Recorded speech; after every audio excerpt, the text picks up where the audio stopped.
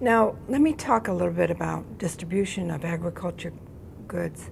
And first thing comes to my mind is the Superferry. And we don't have that anymore. Would that help in distributing agricultural products? Oh, I think it, no matter what, the more modes of transportation you have inter-island, I think it's better for everybody, the people in general, because you have choices. You not only have choices, but you don't have, you have forces playing against each other that keep people in line price-wise.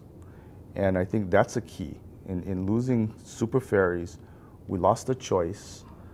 But not only that, we now only have a couple of modes of transportation. And, super ferries helped, they gave us discounts and for agriculture for moving our things inter-island. And, I'm not saying that the other methods are not cognizant of the fact that they need to help agriculture.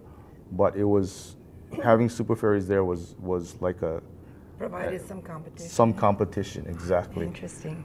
And I think that's the saddest part. And the people that are going to be affected by it most, I think, are people on the islands, not just the businesses, but also people on the island. Well, I think it'll affect the Maui people, for instance. We had the Made in Hawaii Festival, and the Maui folks were just putting all their goods into a panel truck or a pickup truck, exactly, and then bringing it over. And especially the small farmers were saying that it was so convenient to bring their wares, like the lavender farm in Maui, and come to the KCC correct, farmers market or to shows such as Made in Hawaii, and they were really very happy to have the Superferry. Yeah, because I mean, a lot of these guys would do they would bring product over here, sell it, and then they could go and pick up things that they had to pick up for their farms, for example, tractor parts, inputs, fertilizers, all these things, and take it back rather than paying for the additional transportation to go back, right? They're here anyway. And yeah, it's so easy. Plus, they could spend a couple days away from, the farm if they wanted to, and intersperse it with some relaxation. So I think it's a real shame that we lost the super ferries. Oh dear.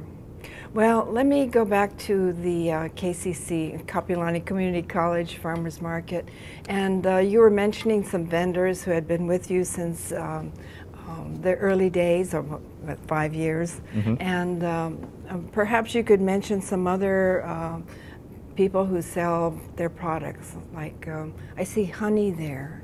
Oh yeah, we have several different honeys over there every week, because I don't think people realize how many people are involved in that industry, and how crucial it is actually for not only getting honey, but also for pollinating and getting our Japanese cucumbers, for example, or the bell peppers or the cantaloupes from Alun Farms, and tomatoes and things like that. So these beekeepers put their hives on farms to help pollinate all of our agricultural products, and then they harvest the honey and come to the farmers market and sell it. So yeah, we have the Beekeepers Association, which has I'm not even sure how many members, but we probably have at least at any farmers market at least 2 honey booths at each one.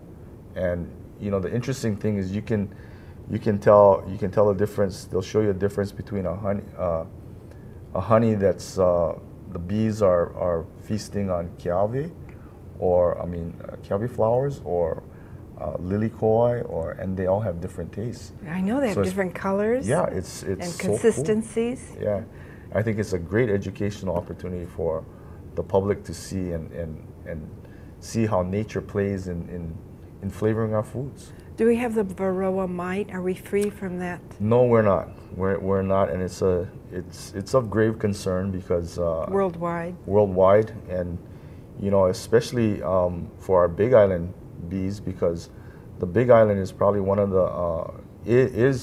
the premier places for queen bees that are ordered worldwide to start colonies of bees anywhere. And that's why there's such a concerted effort to really keep it off of the Big Island.